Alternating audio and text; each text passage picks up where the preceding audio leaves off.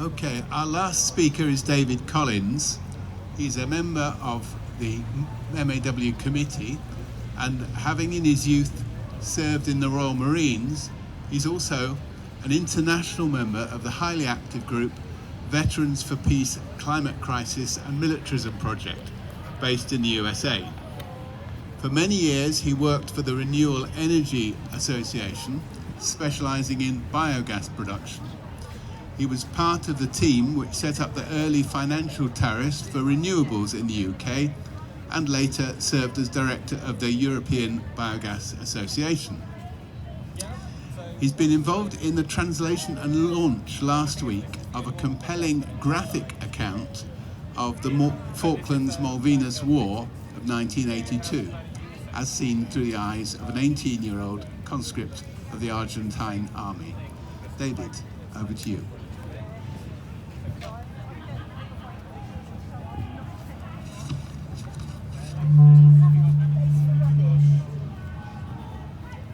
Does that sound okay?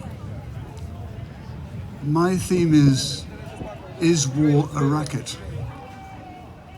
War is a Racket was the title of a speech given in 1933 by a former US Major General, Smedley Butler, who served with distinction in the First World War. He said, "War is a racket. It always has been. It is possibly the oldest, easily the most profitable, and surely the most vicious. It is the only one in which profits are reckoned in dollars and the losses in lives. And what are these losses? New graveyards, mangled bodies, shattered minds, broken hearts and homes, depression and all its attendant miseries, back-breaking taxation for generations and generations." I served in the Royal Marines, and my speech is not a criticism of serving men and women. We need sound defence, however, we do not need the aggressive foreign policies and negligent diplomacy which have resulted in a series of futile and catastrophic interventions and wars since World War II. Smedley lists the US manufacturing companies and their gargantuan increases in profits, and I mean profits, not turnover. 200% to 1,000% became normalized, creating a vast intergenerational debt.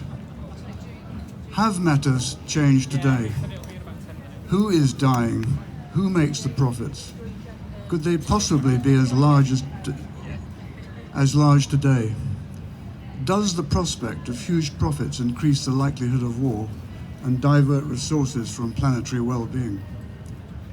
I looked at an article this month in the Financial Times entitled "There's Money in Defense," which stated that the values of international exchange traded funds, ETFs, with over 40% defense content increased by 65% in the 59 days between the end of January 2022 and the end of March the same year, showing clearly that speculators bet in advance on the war happening on the 24th of February and cashed in when it did. If annualized, that would be over 400% a year profit. Then, as several previously neutral countries applied to join NATO, the FT reported that a new defense ETF had been launched on the London Stock Exchange last month. Previously, there had been some reluctance amongst European companies and institutions to be seen to profit direct from war. This appears to be changing. Meanwhile, British Aerospace, the defence firm, was the FTSE 100's biggest riser in 2022, doubling in price and hitting a record high last week as the share price nudged over the £10 mark. Lower down the feeding chain, what fortuitous timing for the annual International Armoured Vehicles event in January this year, held at the Rugby Football Stadium in Twickenham. In a letter to their CEO on behalf of MAW, I wrote, "You may recall that last year I pointed out that international arms companies such as Ural Vagon Zavod of Russia were involved in arms trading at your stadium. And of course it turns out that the event that you just hosted was the final international arms event before the devastating attack by Russia on Ukraine. Perhaps you might now take time to reflect that facilitating arms sales is not a neutral act, It implicates your organization in the business of killing and maiming the innocent in every part of the world. Are you really content that this is a proper use of an arena dedicated to youth, health and fun, and the right message for young people? My request for an answer was ignored. If these profits are being made by manufacturers of weapons, it may be asked why not, since this is how most businesses in a market economy behave. But war is not normal business, as this quote from a Marine home from the Falklands War states. The job is killing, which of course is murder in any other context in life. In itself, it is immoral and pointless. Therefore, it can only be justified if there is no other option.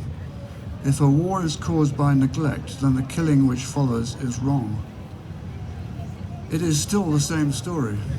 Countless thousands of the young who are sent to die by leaders who have created intentionally or by neglect or ignorance the policies that create conflict and later call upon our patriotic instincts to endorse more conflict. According to Andrew Feinstein's book, Shadow World, the arms trade accounts for 40% of all corruption in global trade. The trade is circular, morally blind, and most arms contain components from multiple companies. UK has sold over 1.5 billion of military technology to Russia since 2010. Russia has and is carrying out savage, illegal and unforgivable war crimes in its invasion of Ukraine. But is the dying and destruction in Ukraine so very different from other recent conflicts? The world outside Europe has not forgotten nor recovered from the NATO invasions of Iran, Afghanistan, the war in Yemen and so many other parts of the world. Can you compare Bucha in Ukraine with the total destruction of Fallujah in Iraq, or the historic quarter of Mosul? Or in Yemen, where British arms and expertise have kept that brutal war going for over 7 years, giving rise to a new medical condition called human devastation syndrome, which describes the level of PTSD suffered by children who have seen the shredded remains of their mum or dad blown apart by bombs, cruise missiles or airstrikes. Britain's response to these disasters is to launch a major expansion in planned military and naval activity, known as persistent global engagement. I would like to replace the last word with derangement. It doesn't make any sense. In the 2021 Integrated Review of Security, Defence, Development and Foreign Policy, increased the nuclear stockpile by over 40%, at the expense of a massive cut in its overseas aid budget. The deployment of the Royal Navy's new carrier strike force within a huge US naval exercise in the South China Sea in 2021 was a manifestation of a new aggressive projection of British power across the world. Yet the UK International Climate Finance Scheme, ICF, administered by 4 government departments, directly contradicts this strategy and rightly states on the government website, available now, that investing our climate finance today helps reduce costs tomorrow. Every £1 invested well in climate change, climate-related risk reduction, saves more than £3 and up to £50 in avoided disaster impacts. Similarly, every pound spent cutting CO2 pays for itself between 5 and 20-fold by offsetting the future costs of climate change.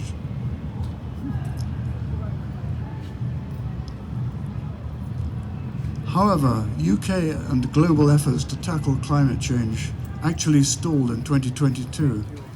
The Climate Change Committee summed up its verdict of the UK's performance as climate change has arrived, yet the country is still strikingly unprepared, and that there is scant evidence of delivery against the nation's net zero goals.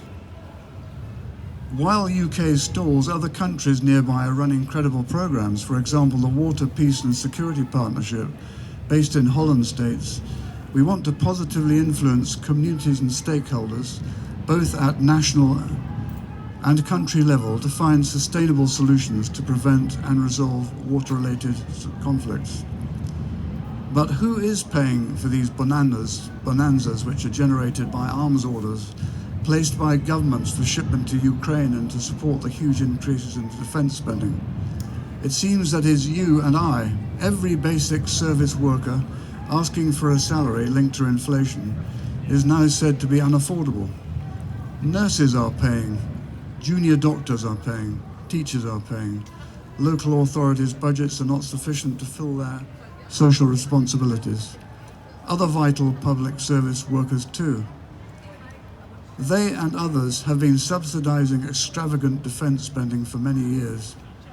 Who has ever heard a government say that this war or that aircraft is unaffordable? The government is unable to do so whilst it continues to be part of NATO and the cornerstone of US military strategy.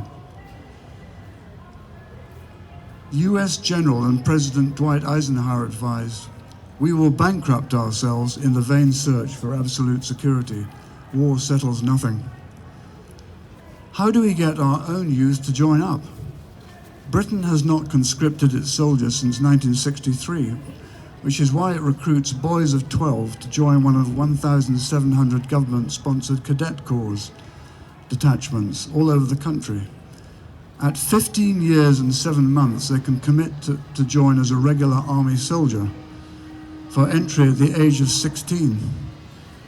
I would like to bet that almost every one of these young people is joining, yes, for adventure, but also because they believe that force can be used for good against those destructive elements in the world. I did. We were going to keep the peace. Was General Smedley right to call war a racket?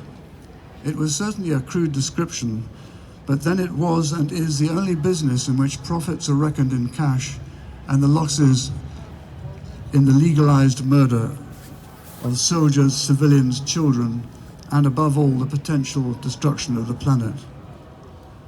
Last word from General Eisenhower in 1945 was, "I think that people want peace so much that one of these days government had better get out of their way and let them have it." Yes, it seems it is up to us, the people. Thank you.